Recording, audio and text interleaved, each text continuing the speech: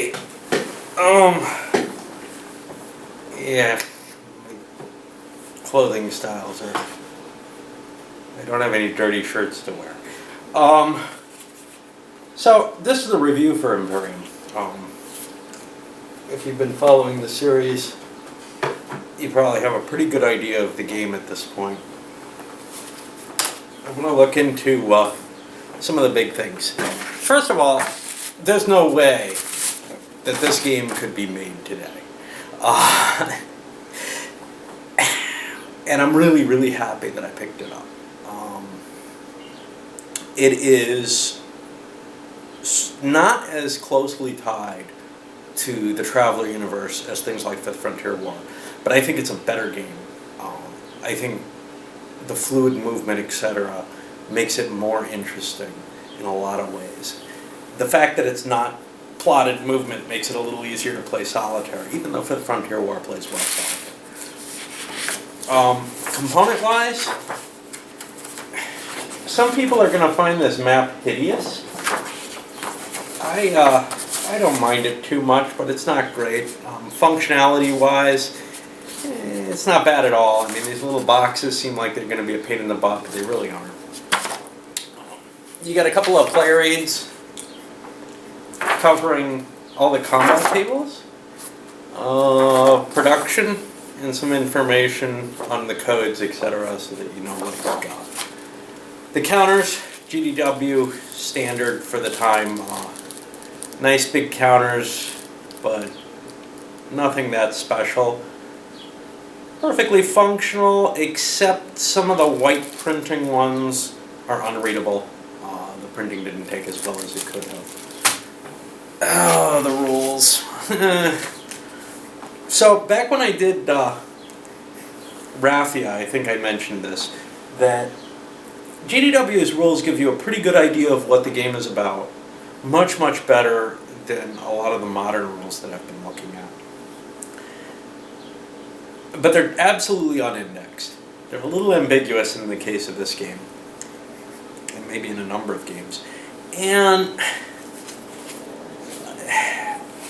this is really, I mean, this is only 12 pages of rules, and it's stretching what their format can handle. This is what's completely kept me away from ever buying one of their monster games, even back in the day. And nowadays, I know there's just not gonna, we've got things like OCS that are just so good and so much ahead of the time when these were printed. But even at that time, I looked at the rules and I said, I would never want to play something big and complex by them because they don't seem to understand how to index their rules. And they don't cross-reference. And it's really hard to find the particular rule that you need in order to deal with something. That said, I still think they're better than a lot of modern companies are putting out these days, which is pretty sad. They're very readable, and if you're not going to successfully index something, I think this is a much better answer than I've seen. I walk away with an understanding of what the game is. It doesn't, and they follow a fairly standard format. If I had bought this game back when I first saw it, right around 1980, a little before, I would have been in love with it. It would have been one of my favorite games at the time. Warp War always excited me, but it was unplayable solitaire and so tiny. This captures a lot of the essence of Warp War, not the ship design and that side of it, but the tentative nature of you really don't want to attack. It's also got one advantage that I really liked. I think each scenario, each war in it, is probably somewhere around an hour, certainly less than 2. And there's no reason you can't clean it up between wars. I mean, yeah, you might have to note a few a few hex changes or something, but for the most part, things are going to remain the same on the board between wars. So you don't really have to do a lot of record changing between scenarios of the campaign. So it would make kind of a nice lunchtime game, is what I was thinking. Something, where you have this huge campaign. Well, maybe not that huge. I mean, this still probably took less than 4 hours to play. But I don't think that that's indicative of the normal play of the game. What do I have here? Yeah, okay. So another thing that came up in discussions online was the question of balance for the game. And I think it is fairly balanced, but and I don't really care too much about that. I mean, there's a lot of luck in this game. So whatever balance there is, the Imperial events could easily,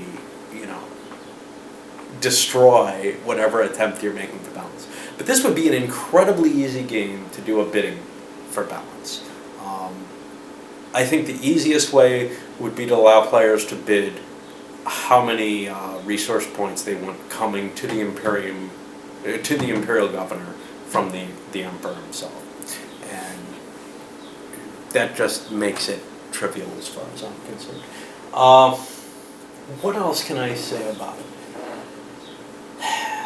For a single, section or sector, fighting, the economics, etc., I think it does better than nearly anything else I've seen.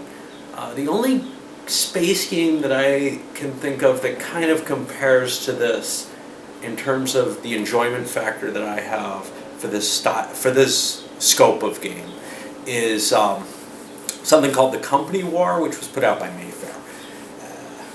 I don't think I have that with me, so you won't be seeing any vids of that anytime soon. But I remember having a lot of fun with that. Now, this one, it's not... One of the things that's disappointing, and one of the reasons I didn't buy it when I first saw it, was it didn't look completely linked to the Traveler universe. The fact that you can jump, as many jump lines as you like, and you can't travel from here to here, that's different from Traveler. And I was kind of a Traveler fanatic, and whether or not this is, they don't explicitly say it's set in the Traveler universe, and I think I had read somewhere where it didn't fit completely.